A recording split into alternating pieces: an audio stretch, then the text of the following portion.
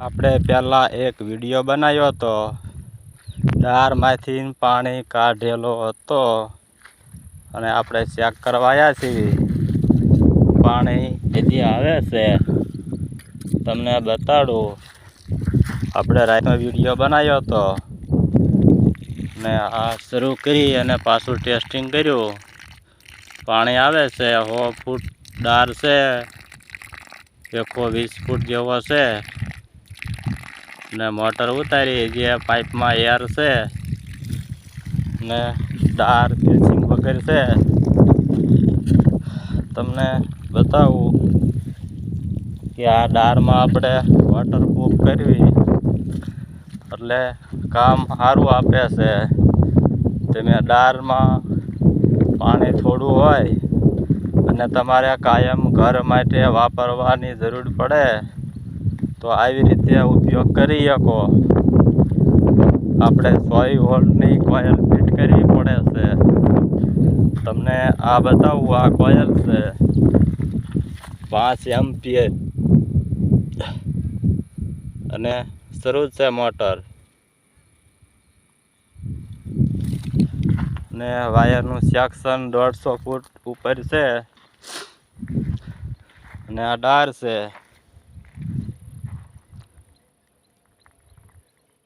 Motor શરૂ છે પણ પાણી દાળમાં હાવ ઓછું છે, કેમ કે ડોળું પાણી આવે છે એટલે તળી હાવ મોટર વહી જાય એટલે ડોળું આવે. પાણી ઝાઝું છે નહીં. આપણે ટેસ્ટ કરવા આવ્યા હતા કે પાણી કેવું કાઢે છે, જોઈ અને પછી બતાવી તો કોઈને ઉપયોગ કરવો હોય તો ખબર પડે. પાણી પીવા લાયક છે, મીઠું પાણી છે, તમે જોઈ શકો. એર હજી આવે છે કે પાઇપ લાંબી છે એટલે એર કાઢે છે. આપણે રાતે વિડીયો બનાવ્યો હતો, લાઇટ ડીમ હતી અને 2 પાવરના છેડા કર્યા હતા તો લાંબા સેક્શનમાં પાવર ડીમ પડતો.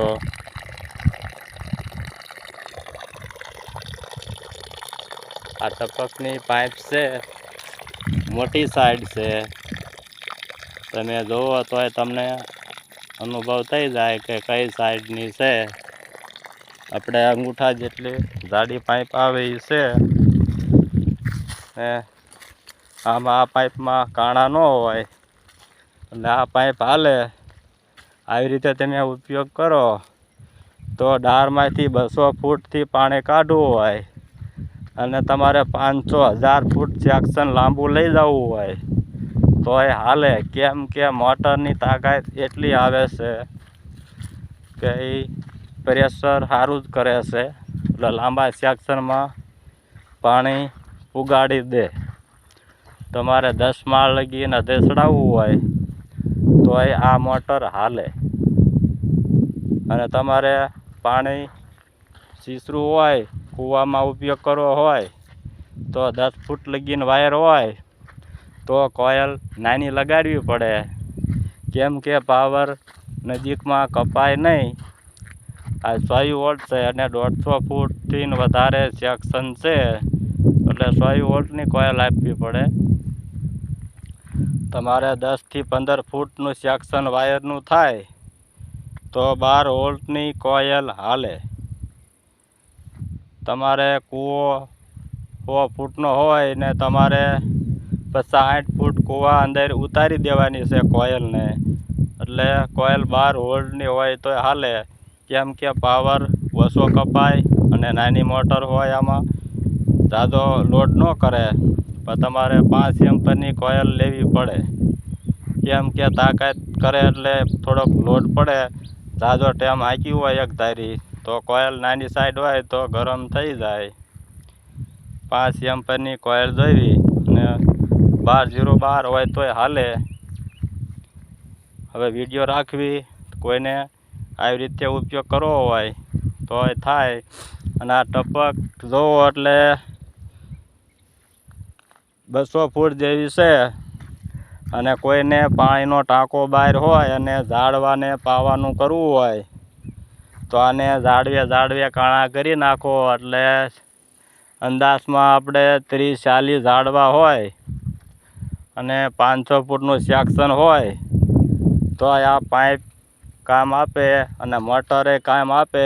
અને તમારે કોયલ નાની લેવી પડે, કેમ કે બહારથી પાણી ધકેલવામાં લોડ ન પડે. તમારે એક હારે 20-30 ઝાડવા હોય તો પાઈ દે.